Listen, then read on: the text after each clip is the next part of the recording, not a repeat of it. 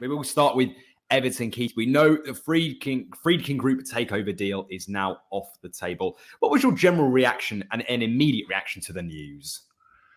Well, obviously very disappointed, because I'd really thought that Friedkin was the right owner, the right type of owner. I'd done a lot of work around what he'd done in Roma. Very impressed, and certainly he seemed to be about actions rather than words. Let's not forget, though, he actually has already taken over the MSP debt that Everton had. So he's already put about 200 million into the club now and assumed that debt, plus some additional money towards finishing the stadium and also some running costs. So he is now sitting as a shareholder in Everton, but without control. Now, the issue does appear to be the 777 outstanding 200 million loan. Now, this is where I think the root of the problem is, obviously, and it's all about the legal position that 777 find themselves in. That is that loan really owed to ACAP, or could it have been used as collateral for a third party like Leadenhall, who are part of the lawsuit? And so, if Friedkin had paid them back directly, could it be that somebody else could have claimed that money again? So it's just not clear. It's a very muddy situation. Now, on this, I'm afraid I have to blame Mr. Mashiri. As I think, well, at the time, I know I did warn him and his advisors about 777 and their pedigree. And as I said, if you lay down with dogs, you get up with fleas. And in this case, 777's fleas have got some sort of pandemic superbug as well. And so dealing with them in the first place has been a very bad mistake. And this is now coming home to roost. Now, there are ways around this, and it just depends on the appetite for how this is going to be done. Now, Friedkin has got a record for having dropped out of the bidding for Roma before coming back. So this may well be a negotiating tactic, and that's fair enough. It also could be that he could team up with the other creditors like Rights and Media Funding, who've got another 200 million of debt, and work together to squeeze and restructure the creditors in some way. So there could be a squeeze on 777. Either way, it's a cloudy mess, and Friedkin signaled that he doesn't have the appetite to do it right now. And I completely understand his position. This is not about somebody who's been speculative and has just gone in and out. I genuinely believe he wants to do it. I know that when his team came across just the other week and looked at the stadium, looked at the club, met the staff, they were very, very impressed. I do believe they want to do this, and I still hope that will be the situation. Now, as of today, though, two other groups who had been involved in bidding before have come back out of the woodwork. And so they're going to carry on and see if they can solve the 777 issue. But I tend to think it's going to be one that will fox most people at the moment. Keith, if we pick this sort of apart bit by bit, one of the things that have been mentioned by fans is that Friedkin's £200 million loan is secured against the new stadium. Is that a concern, do you think? And going forwards, what could the repercussions actually be for the stadium? No, I don't think it's any reason for concern at all. It's just the same position that MSP had before. Rights and Media Funding have most of their loans secured against the media money that comes in from the Premier League. And so the other asset that you had to pledge would have been the stadium. So it's quite normal for two major creditors to have major assets.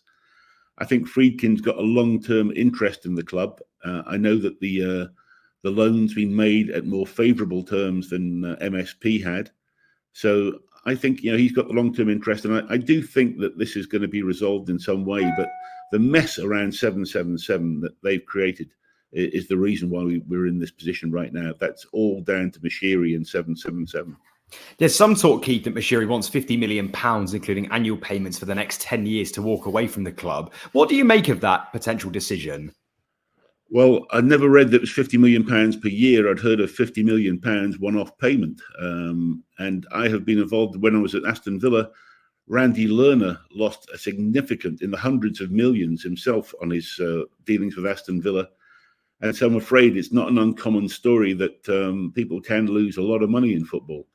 As they've always said, if you want to be a millionaire in football, then start off with 100 million.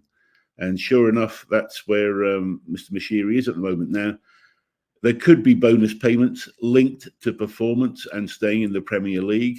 I'd expect something like that to be structured. but they'd have to be pretty onerous bonus payments for him to get anything like 50 million a year for 10 years.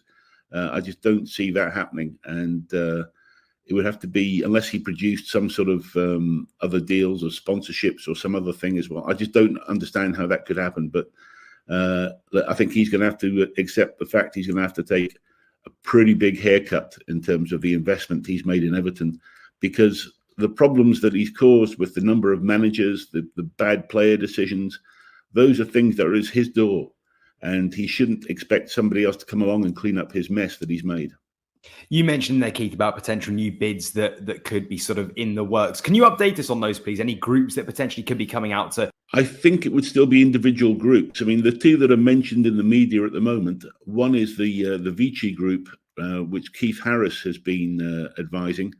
I know Keith well, and he's a very credible businessman, and he has managed to get really tight and complicated business deals across the line before.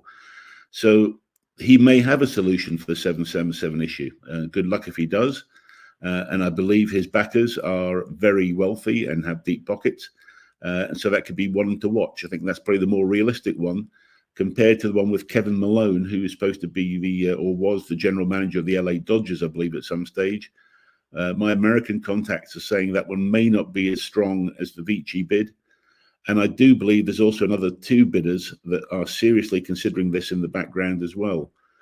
So there'll be no shortage of people wanting to kick the tires and look at the books and get in the data room and see the numbers.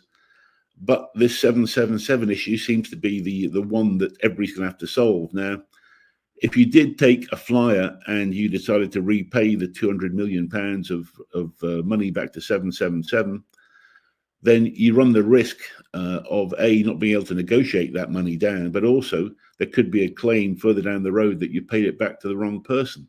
That's a pretty big risk. And so the other way that could be possible is to put the money in escrow, wait for all the court proceedings to play out, and then that can be resolved in that way. So there is potentially a way through it, but I think people are looking to try and pay less than the 200 million to 777. And that's what everybody's waiting to see. And so why would you pay 200 million if, for instance, 777 goes into administration and goes bust and the loan doesn't become payable? It's a lot of money. And so there's a lot of things at stake, and we'll have to see how things play out. But there are potential solutions, but it depends on the willingness and the resources of a buyer to take a calculated risk, knowing that the prize of Everton at the back is a big prize. And in terms of a timeline, Keith, what are we now expecting and how long could this process potentially take? Are you concerned now about the summer transfer window and plans for Everton? Well, I'm a little bit more concerned than I was last week, that's for sure. I think that we're going to carry on as normal. Look, there is no short-term cash issue at the club right now. I do believe that that's not the case. There's the Premier League TV money coming in. There's the extra money we've had from Friedkin. And he's a much better creditor to have on board as well. So I'm not really concerned about the overall window, but I just think in terms of some of the progress we were hoping to make, we may not be making such great progress as we'd hoped. But nevertheless, I still expect to see us with a very strong squad competing for next season. You've just watched a segment from Football Insider's brand new podcast, The Inside Track, with me, Lewis Pearce, alongside the guests on the show. Thanks very much for tuning in. Please do give the video a like, comment your thoughts on the topic, and feel free to share on your social media pages. If you want to listen to the full podcast episode, click the link in the description below. Keep your eyes peeled for plenty more content and exclusives here on The Inside Track.